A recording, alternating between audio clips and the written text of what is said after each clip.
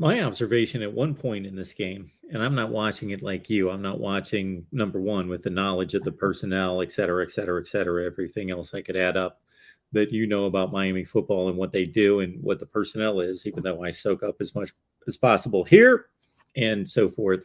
And I'm watching two other games at the same time just because of what I do and everything I'm trying to. So I'm just. But at one point in this game, I thought, and I don't want to overstate this because Max Johnson didn't play some scintillating game by any stretch. You know, he went 10 for 20, whatever. So he only completed 10 balls.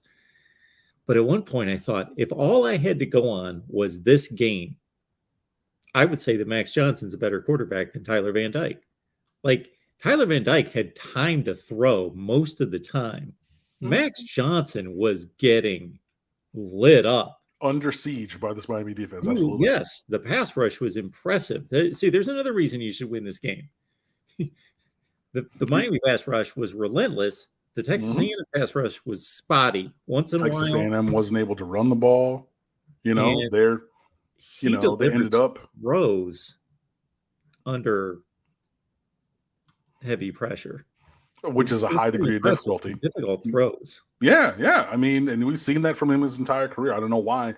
It just seems more lucky because he's left-handed, I think, than right-handed. But like, he stands in there and made some throws. Obviously, when he beat A&M when he was at LSU last year, that last touchdown, he's getting blasted from the arm side and drops it in a bucket.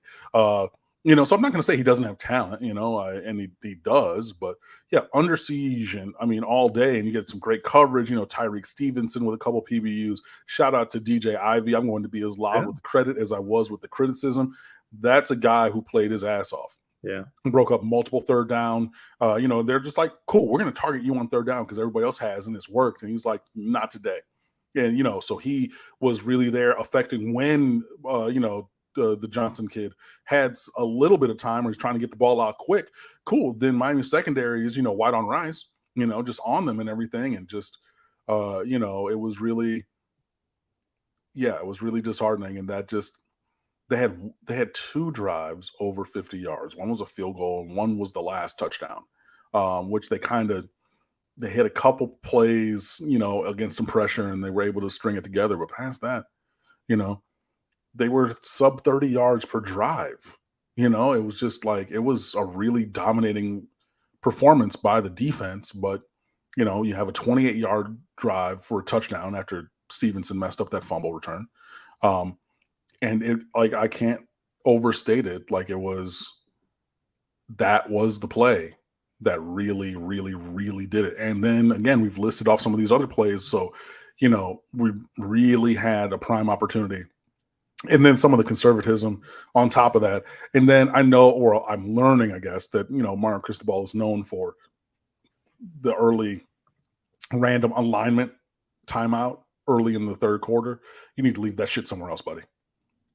Be perfectly honest. I mean, like, he called a timeout like 40 seconds or a minute and 20 seconds into the third quarter on defense. Or no, we were on offense. For alignment issues or whatever.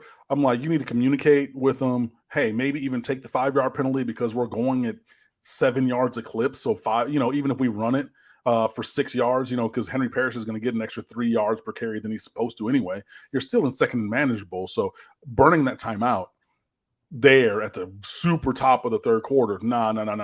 That's not going to be good enough.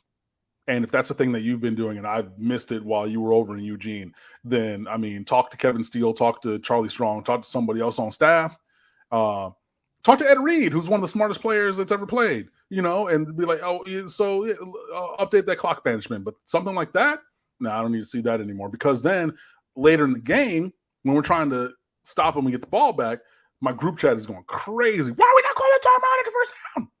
Because we took that timeout at the beginning of the third quarter. So we had to wait until after second down and after third, so that the clock is not running on fourth, all the way through. So, that had a direct impact on the play on the field and everything. And it's just completely unnecessary. And, I know that Mario Cristobal knows more football than I am. I'm not going to sit here and say that he does not, but that's not acceptable. That is not a proper utilization of timeouts in the second half. If it was on the other side of halftime and it's because you're going to get 3 more, Sure, fine. Hey, you got 3, burn 1, whatever. I don't really care. But a minute or 2 into the third quarter, absolutely unacceptable. Leave that somewhere else, buddy. Leave that somewhere else. Yeah, I didn't get that either. Well, I was tweeting about it, and then all these working fans were like, "Oh, hey there, Cristobal clock management. We have missed you that early within the first 2 minutes of the third quarter timeout, and da da da da da." Didn't know it was a thing. Learned it was a thing. That thing needs to go somewhere else. Effective Saturday. I don't need to see that kind of thing ever again.